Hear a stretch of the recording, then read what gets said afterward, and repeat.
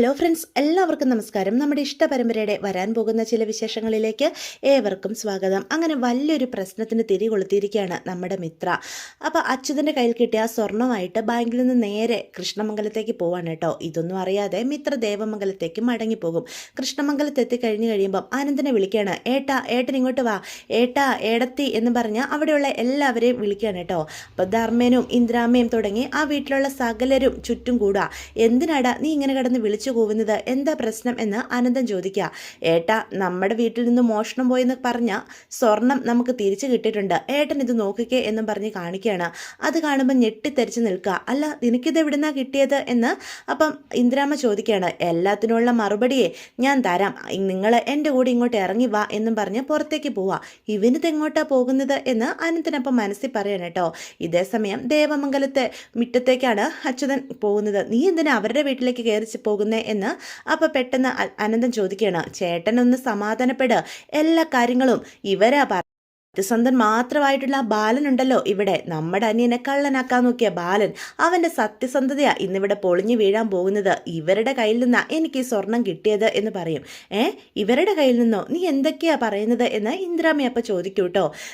അമ്മ സമാധാനപ്പെട്, എല്ലാത്തിനും ഉത്തരം പറയേണ്ടതേ ദേവമംഗലത്തെ സത്യസന്ധരാണല്ലോ. ഇങ്ങോട്ട് ഇറങ്ങി വാ. ബാലൻ അവിടെ, ഗോമതി സ്റ്റോർ ബാലൻ. ഈ നാട്ടിൽ തന്നെ ബാലനെ പോലെ സത്യസന്ധത നിറഞ്ഞ ഒരുത്തനും ഇല്ലെന്നാണല്ലോ പറയാറ്. ഇങ്ങോട്ടിറങ്ങി വാടാ, വീട്ടിൽ കയറി ഒളിച്ചിരിക്കാതെ എന്നൊക്കെ പറഞ്ഞ് വിളിച്ചു പോവാ. അപ്പോൾ ഈ ശബ്ദം കേൾക്കുമ്പം ഗോമതി ഇറങ്ങി വരിക. എൻ്റെ വീട്ടിൻ്റെ മുറ്റത്ത് വന്ന് എൻ്റെ ബാലേട്ടനെ കുറ്റം പറയാൻ ഏട്ടൻ എന്ത് അധികാരം ഉള്ളത് എന്ന് അച്യുതനോട് ചോദിക്കുക. ഓ, അവളുടെ ഒരു ബാലേട്ടൻ എന്ന് പറയുമ്പം നിൻ്റെയൊക്കെ വായിലൂടെ തേനൂറുവാണല്ലോ. എൻ്റെ പാവം ധർമ്മനെ കള്ളനാക്കാൻ നീയും നിൻ്റെ കെട്ടിയവനും കൂടി എന്തൊക്കെ നാടകങ്ങൾ കളിച്ചടി. എന്നിട്ട് ഏറ്റവും വലിയ കള്ളത്തരങ്ങൾ ചെയ്യുന്നത് നിങ്ങളാണെന്ന് ഞങ്ങൾക്ക് ബോധ്യപ്പെട്ടു. എന്തൊക്കെ അഭിനയമായിരുന്നു. ഞങ്ങളുടെ കുടുംബത്തിൽ നിന്ന് നഷ്ടപ്പെട്ട സ്വർണ്ണത്തെപ്പറ്റി നിങ്ങൾക്ക് അറിയത്തില്ല പോലും. മിത്രയുടെ കയ്യിൽ ആ സ്വർണം ഇല്ലായിരുന്നു പോലും, അത് മോഷണം പോയി. എന്തൊക്കെയായിരുന്നു വിളിച്ചു പറഞ്ഞത്. എന്നിട്ടിപ്പം എല്ലാം ഞങ്ങൾക്ക് മനസ്സിലാകുന്നുണ്ടടി. എവിടെടി ആ ബാലൻ? അവനെ ഈ നിമിഷം ഇവിടെ വിളിച്ചു വരുത്തിക്കോണം എന്ന് പറയാൻ കേട്ടോ. അപ്പോൾ ഗോമതിക്ക് ദേഷ്യം വരിക. ഇവിടെ കിടന്ന് വിളിച്ചു കൂവുന്നത് കേട്ട് ഞാൻ എൻ്റെ ബാലേട്ടനെ വിളിക്കില്ല. കൂടുതൽ ഇവിടെ നിന്ന് അഹങ്കാരം പറഞ്ഞു കഴിഞ്ഞാൽ ഈ ഗോമതിയുടെ മറ്റൊരു മുഖം എൻ്റെ ഏട്ടന്മാർ കാണും എന്ന് പറയാം. നിൻ്റെയൊക്കെ ഏത് മുഖവാടി ഇനി ഞങ്ങൾ കാണാനുള്ളത്? അത്രയ്ക്ക് നാറിയ കുടുംബമല്ലേടി നീയൊക്കെ എന്ന് പറയാൻ കേട്ടോ. അപ്പോൾ ആര്യനും ആ സമയത്ത് അവിടെയുണ്ടേ. ആര്യൻ ഇറങ്ങി വരിക. ഈ വീട്ടുമുറ്റത്ത് വന്ന് ഇങ്ങനെയൊക്കെ വിളിച്ചു കൂവാൻ നിങ്ങൾക്ക് എങ്ങനെ ധൈര്യം വന്നടോ എന്ന് ചോദിക്കുക. ഓ, അവൻ എന്നെ ന്യായം പഠിപ്പിക്കാൻ വന്നിരിക്കുന്നു. നിൻ്റെ അച്ഛനെ വിളിക്കടാ, എനിക്ക് അവനോട് സംസാരിക്കാനുള്ളത്. ഗോമതി സ്റ്റോർ ബാലൻ നേർക്ക് നേർ തന്നെ ഇന്ന് അച്യുതൻ അവനോട് സംസാരിക്കും എന്ന് പറയാം. അങ്ങനെ കിടന്ന് ബഹളം വെക്കാണ് കേട്ടോ. അതുകൊണ്ട് ഗോമതിയാണ് ബാലനെ വിളിക്കാൻ കൂട്ടാക്കുകയാണ് കേട്ടോ. കാര്യം എന്താണെന്ന് അറിയണമല്ലോ, അല്ലാതെ ഇവിടെ കിടന്ന് ഇങ്ങനെ വഴക്കുണ്ടാക്കൽ ഇയാൾ നിർത്തത്തില്ല എന്ന് ബോധ്യപ്പെടുകയാണ് ഗോമതിക്ക്. അതുകൊണ്ട് തന്നെ ബാലനെ വിളിച്ച് എത്രയും പെട്ടെന്ന് വീട്ടിലേക്ക് വരാനായിട്ട് പറയാം. ബാലനെ മാത്രമല്ല, വീട്ടിലുള്ള എല്ലാവരെയും ഗോമതി വിളിച്ച് വരുത്താണ് കേട്ടോ. അപ്പം ഏട്ടന്മാരെല്ലാം പെട്ടെന്ന് അങ്ങോട്ട് വരുന്ന കാണുന്ന ആരും ചോദിക്കും, അമ്മ എന്തിനാ ഏട്ടന്മാരെയൊക്കെ വിളിക്കാൻ പോയത്? ഇയാൾ പറയുന്നത് കേട്ട് വിളിക്കേണ്ട എന്താവശ്യമുള്ളത്? വിളിക്കണം, എന്താ ഇവർക്ക് പറയാനുള്ളതെന്ന് എനിക്ക് കേൾക്കണം. എൻ്റെ ബാലേട്ടനെ ഇത്രമാത്രം അതപ്പതിച്ച് സംസാരിക്കാൻ എൻ്റെ ബാലേട്ടൻ എന്ത് തെറ്റ് ചെയ്തു എന്ന് എനിക്ക് മനസ്സിലായേ പറ്റൂ എന്ന് പറയാൻ കേട്ടോ. അപ്പോൾ പെട്ടെന്ന് ബാലനും അങ്ങോട്ട് വരിക. എന്താ ഗോമതി, എന്താ പ്രശ്നം എന്ന് ചോദിച്ചുകൊണ്ട് എല്ലാവരും ഗോമതിക്ക് ചുറ്റും നിൽക്കുകയാണ്. ഓ, ഗോമതി സ്റ്റോർ ബാലൻ എത്തിയല്ലോ, എനിക്ക് നിന്നോടാ ചോദിക്കാനുള്ളത്. നീ എന്തൊക്കെ കള്ളത്തരങ്ങളാടാ എന്നോട് പറഞ്ഞത്? എന്നെയും എൻ്റെ കുടുംബത്തെയും തെറ്റിദ്ധരിപ്പിച്ചിട്ട് നീ ഈ സ്വർണം വിൽക്കാനായിട്ട് ഇറങ്ങിത്തിരിച്ചത് ഞങ്ങൾ അറിയില്ലെന്ന് കരുതിയല്ലേ എന്ന് ചോദിക്കുക. സ്വർണ്ണോ എന്ന് ബാലൻ ചോദിക്കുക.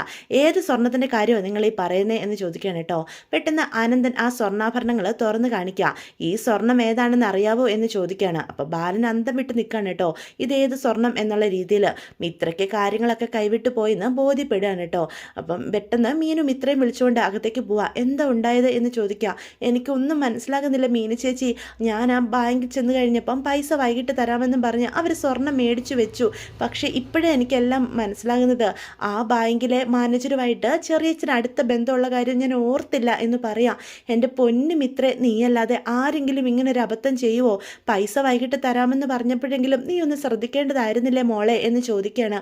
ഇനി പറഞ്ഞിട്ട് ഒരു കാര്യമില്ല, ബാ അവിടെ എന്താ സംഭവിക്കുന്നതെന്ന് നമുക്ക് നോക്കാം എന്ന് പറഞ്ഞ് മീനും ഇത്രയും വിളിച്ചുകൊണ്ട് പുറത്തോട്ട് പോരുവാണ് കേട്ടോ. അതേസമയം ആനന്ദൻ ചോദിക്കുന്ന ചോദ്യങ്ങൾക്കൊന്നും മറുപടിയില്ലാതെ ബാലൻ നിൽക്കുക. ആര്യനാണെങ്കിൽ മിത്രയെ സൂക്ഷിച്ച് സമയം കാര്യങ്ങളൊന്നും മനസ്സിലാകാതെ ആര്യനാണെങ്കിൽ മിത്രയെ നോക്കുവാണ്. ഈ സ്വർണം ഞങ്ങൾക്ക് കിട്ടിയത് മിത്രയുണ്ടല്ലോ, ഇവൾ ഈ സ്വർണം പണയം വെക്കാനായിട്ട് ഫിനാൻസിൽ ചെന്നപ്പോഴാ. പക്ഷേ പാവം അവൾ വിചാരിച്ചില്ല സ്വർണം പണയം വെക്കാൻ പോകുന്നത് എനിക്കും കൂടി പാർട്ട്ണർഷിപ്പുള്ള ആണെന്ന്. അതുകൊണ്ട് ഞങ്ങൾക്ക് കൈയോടെ പൊക്കാൻ പറ്റി. അല്ല ബാല, ഈ സ്വർണം ഞങ്ങളുടെ കയ്യിൽ കിട്ടിയിട്ടില്ല, കള്ളന്മാർ മോഷ്ടിച്ചു എന്നൊക്കെ നീ പറഞ്ഞിട്ട് എങ്ങനെ ഇപ്പോൾ ഈ സ്വർണം മിത്ര പണയം വെക്കാൻ കൊണ്ടുവന്നത് എന്ന് ചോദിക്കുക. അപ്പോൾ ബാലന് ഒന്നും മനസ്സിലാകുന്നില്ല. ഒരു സ്വർണം പണയം വെക്കാൻ ഞാൻ ആരെയും ഏൽപ്പിച്ചിട്ടില്ല എന്ന് ബാലൻ പറയാണ്. ഈ സ്വർണം എങ്ങനെ ഇവളുടെ കൈ വന്നുവെന്നും എനിക്കറിയത്തില്ല എന്ന് തീർത്തു പറയാ. ഒയ്യോ, കാര്യങ്ങളെല്ലാം കൈവിട്ടു പോയെന്ന് പറഞ്ഞപ്പോൾ ബാലൻ കണ്ടില്ലേ പ്ലേറ്റ് മാറ്റുന്നത് നീ തന്നെയാ. ഇവളുടെ കയ്യിൽ തന്നെ ഈ സ്വർണം വിൽക്കാനായിട്ട് കൊടുത്തു കഴിഞ്ഞാൽ ഒരു പ്രശ്നം ഉണ്ടാകില്ലെന്ന് കരുതിയല്ലേ?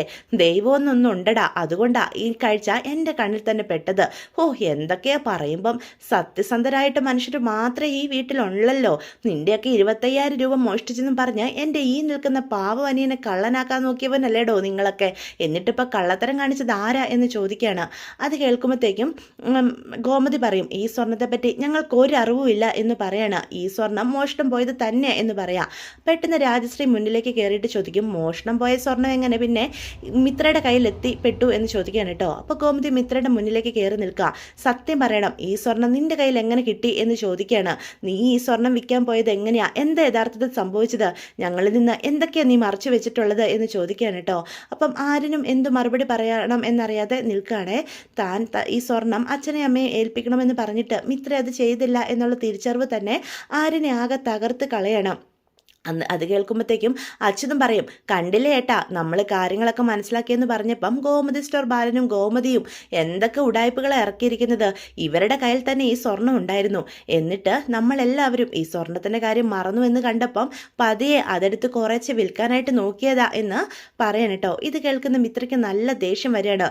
നിങ്ങളൊക്കെ നിർത്തുന്നുണ്ടോ? ഈ സ്വർണം മോഷണം പോയെന്ന് പറഞ്ഞത് സത്യം തന്നെയാ എന്ന് പറയണം. കേൾക്കുമ്പോഴത്തേക്കും അനന്തനും നമ്മുടെ നന്ദിനിക്കും ഒരുപാട് സങ്കടം വരികയാണേ. തൻ്റെ മകള് ഇത്രയേറെ നീചയായി പോയോ, ഇത്രയ്ക്കും അധപ്പതിച്ചു പോയോ എന്നൊരു ചിന്തയൊക്കെ അവരുടെ മനസ്സിലേക്കും വരികയാണ്. ബാലനെയും ഗോമതിയും തൻ്റെ ആര്യനെയും കുറ്റപ്പെടുത്തിയിട്ടുള്ള ഈ സംസാരങ്ങളൊക്കെ കേൾക്കുന്ന മിത്രയ്ക്ക് നല്ല ദേഷ്യം വരിക. നിങ്ങളെല്ലാവരും നിർത്തുന്നുണ്ടോ? ഇവർക്കാരും ഒരു തെറ്റും ചെയ്തിട്ടില്ല. ഈ സ്വർണത്തിൻ്റെ കാര്യം ഈ വീട്ടിൽ ആർക്കും ഒട്ട് അറിയത്തുമില്ലായിരുന്നു എന്ന് പറയാം. ഈ സ്വർണം മോഷണം പോയത് തന്നെയാണ്. മോഷണം പോയതിൽ നിന്നും കുറച്ച് സ്വർണം ഞങ്ങൾക്ക് തിരിച്ചു കിട്ടി. ഇന്നലെ പോലീസുകാരാ ഇത് ഞങ്ങളെ ഏൽപ്പിച്ചത് എന്ന് പറയണം. ഓ, ഇപ്പോൾ പുതിയ കഥ ഇറക്കിയിരിക്കുവാണല്ലേ എന്ന് അച്യുതനപ്പ ചോദിക്കുക. അപ്പോൾ ആനന്ദൻ്റെ മുന്നിലേക്ക് മിത്ര കയറി നിൽക്കുക. അച്ഛൻ ഒരുപാട് ബന്ധങ്ങളൊക്കെ ഉള്ളതല്ലേ, പോലീസ് സ്റ്റേഷനിലെ പോയി അച്ഛൻ തിരക്കിക്കോ. ഇന്നലെയാ ഈ സ്വർണം ഞങ്ങൾക്ക് തിരിച്ചു നൽകിയത്. ഞാൻ അവിടെ സ്വർണം നഷ്ടപ്പെട്ടു എന്ന് പറഞ്ഞൊരു പരാതി കൊടുത്തിട്ടുണ്ടായിരുന്നു. അതിൻ്റെ പേപ്പറുകളൊക്കെ ഒപ്പിട്ട് മേടിച്ചതിന് ശേഷം അവർ ഈ സ്വർണം ഞങ്ങൾക്ക് തിരിച്ചു തന്നതാ. ഈ സ്വർണം അച്ഛനെ അമ്മയും തന്നെ ഏൽപ്പിക്കണമെന്ന് ആര്യൻ എന്നോട് നിർബന്ധം പറഞ്ഞതാ. പക്ഷേ ആര്യനൊരു ട്രാവൽ ഏജൻസി തുടങ്ങാനായിട്ട് നോക്കുന്നുണ്ട്. അതിനു വേണ്ടിയുള്ള കാശൊന്നും റെഡിയാകുന്നുമില്ല. അവൻ ലോണിന് വേണ്ടി ഒരുപാട് കഷ്ടപ്പെടുന്നുണ്ട്. അവനെ സഹായിക്കാൻ വേണ്ടി അവൻ അറിയാതെ ഈ സ്വർണം വിറ്റ് മീനു ചേച്ചി വഴി കാശ് അവൻ്റെ കയ്യിൽ എത്തിക്കാനാണ് ഞാൻ ശ്രമിച്ചത് എന്നും പറഞ്ഞ് മിത്ര അവിടെ നിന്ന് കരയുക. കണ്ടില്ലേ ഏട്ടാ അവളുടെ ഒരു പൂങ്കണ്ണീര്.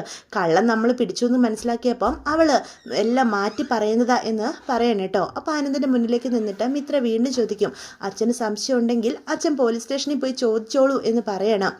പിന്നെ എൻ്റെ ആര്യനെ ഇങ്ങനെയൊക്കെ പറയാൻ മാത്രം ചെറിയച്ഛന് ഒരധികാരവും ഇല്ല. അത്രയ്ക്ക് നല്ല മനുഷ്യനാണ്. ഞാൻ ഈ ജന്മം കണ്ടതിൽ വെച്ച് ഏറ്റവും നല്ല മനുഷ്യൻ എന്ന് പറയാം. നിങ്ങളാരും കരുതുന്ന പോലെ ഞാൻ ആര്യൻ്റെ കൂടെ സ്നേഹിച്ച് ഒളിച്ചോടി ഇറങ്ങിയതൊന്നും അല്ല എന്ന് പറയാം. അത് കേൾക്കുമ്പം അനന്തനും നന്ദിനിയും നമ്മുടെ ഇന്ദ്രാമയൊക്കെ ഞെട്ടിത്തെറിച്ച് നിൽക്കുകയാണ് കേട്ടോ, ബാലൻ ഉൾപ്പെടെ. അപ്പോൾ ബാലൻ മുന്നിലേക്ക് കയറുന്നത് ചോദിക്കും, മോളെ നീ എന്തൊക്കെയാ ഈ വിളിച്ച് പറയുന്നത് എന്ന് ചോദിക്കുക. അതെ അങ്കിളെ, ഞാൻ പറയുന്നതൊക്കെ സത്യമാണ്. എനിക്ക് കല്യാണത്തിന് മുന്നേ ഇവനുമായിട്ട് ഒരു ബന്ധം ഉണ്ടായിരുന്നില്ല. ഞാൻ ഇവനെ ഒരു ശത്രുവിനെ പോലെ തന്നെയാണ് കണ്ടത്. എൻ്റെ കുടുംബത്തിലുള്ളവർ പറഞ്ഞത് കേട്ട് വളർന്ന ഞാൻ ദേവമംഗലത്തുള്ള ഓരോരുത്തരെയും ശത്രുവായി തന്നെയാണ് കണ്ടത്. ഞാൻ സ്നേഹിച്ചത് വേറൊരു ആളെയാ എന്ന് പറയണം. ആരെ എന്ന് അപ്പം നന്ദിനി ചോദിക്കുകയാണ് കേട്ടോ. ഞാൻ ഒരാളുമായിട്ട് പ്രണയത്തിലായിരുന്നു. പക്ഷേ അവന് എന്നെയല്ല സ്നേഹിക്കുന്നത്, എൻ്റെ പണത്തിനെയും സ്വത്തിനെയും ഒക്കെയാണെന്ന് മനസ്സിലാക്കിയ ഞാൻ അവനിൽ നിന്ന് അകന്നു. എൻ്റെ കല്യാണത്തലേന്ന് അവൻ വീണ്ടും എന്നെ വിളിച്ചു. ഒരു വിഷക്കുപ്പിയായി എൻ്റെ മുന്നിൽ വന്ന് നിന്നിട്ട് ഞാൻ ഈ കല്യാണത്തിൽ നിന്ന് പിന്മാറി അവൻ്റെ കൂടെ ചെന്നില്ലെങ്കിൽ വിഷം കഴിച്ച് എൻ്റെ മുന്നിൽ തന്നെ ആത്മഹത്യ ചെയ്യുമെന്നും പറഞ്ഞ് അവൻ എന്നെ ഭീഷണിപ്പെടുത്തി. ഈ കല്യാണം മുടക്കി എൻ്റെ അച്ഛനെ അമ്മയെ നാണം കെടുത്തുവെന്ന് പറഞ്ഞു. വേറെ വഴിയില്ലാതെ ഞാൻ അവൻ്റെ കൂടെ ഇറങ്ങി. പക്ഷേ ഞങ്ങൾ രണ്ടും കൂടി ഇവിടെ നിന്ന് പോയതിന് ശേഷമാണ് എനിക്ക് വേണ്ടി വാങ്ങിയിരുന്ന സ്വർണവും പണവും ഒക്കെ അവന് ഞാൻ അറിയാതെ അടിച്ചു മാറ്റിക്കൊണ്ട പോകുന്നതെന്ന് എനിക്ക് പോലും മനസ്സിലാകുന്നത്. ആ സ്വർണം അവൻ്റെ കയ്യിൽ നിന്നും തിരിച്ചു മേടിക്കാനായിട്ട് ഞാൻ ശ്രമിച്ചു. പക്ഷേ ആ ഫ്രോഡ് എന്നെ ഉപദ്രവിച്ചിട്ട് അവിടെ നിന്ന് ഓടി രക്ഷപ്പെടുക. എന്നെയും കൊണ്ട് ഗുരുവായൂരാ പോയിരുന്നത്. ഇതേ സമയം ഗോമതി അപ്പച്ചിയും അതുപോലെ മീനു ചേച്ചിയും ആര്യനുമൊക്കെ ഗുരുവായൂരുണ്ടായിരുന്നു. ഞാനാണെങ്കിൽ എന്ത് ചെയ്യണമെന്നറിയാതെ വീട്ടിലേക്ക് ഇനി തിരിച്ചു വരാൻ പേടിച്ചിട്ട് ആത്മഹത്യ ചെയ്യാൻ ഒരുങ്ങിയ എന്നെ ആര്യം കണ്ടു എന്ന് പറയാം. അപ്പം ഈ കാര്യങ്ങളൊക്കെ കേൾക്കുമ്പോൾ ഗോമതി ഞെട്ടിത്തെറിച്ച് നിൽക്കുകയാണ്. ഈശ്വര, എല്ലാ സത്യങ്ങളും ഇവള് വിളിച്ചു പറയാണോ? ബാലേട്ടൻ സത്യങ്ങൾ അറിഞ്ഞു കഴിഞ്ഞാൽ ഈ നിമിഷം തന്നെ എന്നെ ഇവിടെ നിന്ന് ഇറക്കി വിടും എന്ന് പേടിച്ച് വിറച്ച് നിൽക്കുകയാണ്. അപ്പം മീനും ആകെ ഭയന്നാണ് കേട്ടോ നിൽക്കുന്നത്. എന്നിട്ട് ഗോമതിയുടെ അടുത്തേക്ക് ചെല്ലുക. അമ്മ ഇന്നത്തോടു കൂടി സത്യങ്ങളെല്ലാം അവൾ വിളിച്ചു പറയുമെന്നാ തോന്നുന്നേ എന്ന് പറയാം. അയ്യോ, എനിക്ക് വിറച്ചിട്ട് പാടില്ല, എന്ത് ചെയ്യും? ബാലേട്ടൻ ഇതൊന്നും ഉൾക്കൊള്ളില്ല, ഒരിക്കലും എന്നോട് ക്ഷമിക്കില്ല എന്നും പറഞ്ഞ് മീനുവിൻ്റെ കയ്യിൽ മുറുക്ക പിടിക്കുകയാണ് കേട്ടോ. ഈശ്വര, മീനു നീ എന്തെങ്കിലും എന്തെങ്കിലും പറഞ്ഞ് അവളെ സത്യങ്ങൾ പറയുന്നതിൽ നിന്ന് വിലക്ക് എന്ന് പറയാം. ഇതേ സമയം ഇത്ര കരഞ്ഞുകൊണ്ട് വീണ്ടും എല്ലാ കാര്യങ്ങളും പറയാൻ കേട്ടോ. അത് കേൾക്കുമ്പം ഇന്ദിരമ്മ മുന്നിലേക്ക് കയറി നിൽക്കുക. സത്യമാണോ നീ പറയുന്നത്? അതെ, അമ്മമ്മയാണേ സത്യം, ഞാൻ ഈ പറയുന്നതെല്ലാം സത്യവാ എന്ന് പറയാണ് കേട്ടോ. വീണ്ടും നമ്മുടെ മിത്ര കേട്ടോ. എന്നിട്ട് അപ്പോൾ അനന്തൻ ചോദിക്കും, എന്നിട്ട് എന്താ ഉണ്ടായത്? പിന്നെ നീ എങ്ങനെ ഇവനെ കല്യാണം കഴിച്ചു എന്ന് ചോദിക്കുക. ആത്മഹത്യ ചെയ്യാൻ ഒരുങ്ങിയ എന്നെ രക്ഷിച്ച ആര്യൻ എന്നെ നേരെ കൃഷ്ണമംഗലത്തേക്ക് കൊണ്ടാക്കാനായിട്ടാണ് ശ്രമിച്ചത്. പക്ഷേ എനിക്കിങ്ങോട്ട് വരാൻ പേടിയായിരുന്നു. എൻ്റെ അച്ഛനെയും അമ്മയും ചതിച്ച് കടന്നു കളഞ്ഞ എന്നോട് നിങ്ങൾ എങ്ങനെ പെരുമാറും എന്നോർത്തിട്ട് ഭയന്ന് വരച്ച് ഞാൻ വരാനായി കൂട്ടാക്കിയില്ല. എങ്കിൽ ദേവമംഗലത്തേക്ക് അവൻ്റെ കൂടെ വരാനായിട്ട് അവൻ എന്നെ നിർബന്ധിച്ചു.